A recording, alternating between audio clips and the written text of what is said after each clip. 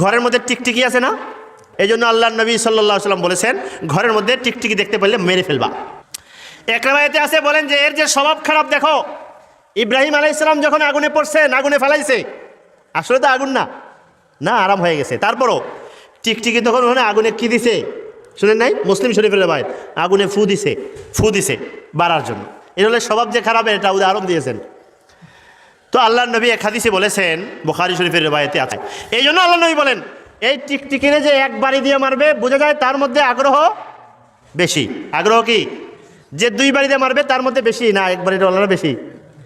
যে 3 বাড়ি মারবে এর বেশি না একবারিওয়ালার বেশি? আল্লাহ নবী বলেন যে 1 বাড়ি দিয়ে মারবে তার 300 নেকি। কত নেকি? যে 2 বাড়ি দিয়ে মারবে তার কত? 200। যে হ্যাঁ 2 বাড়ি দিয়া, আর যে 3 বাড়ি দিয়ে মারবে তার কত? 100। কেন? এই কিসের কারণে? স্পিড, আগ্রহ, স্পৃহা।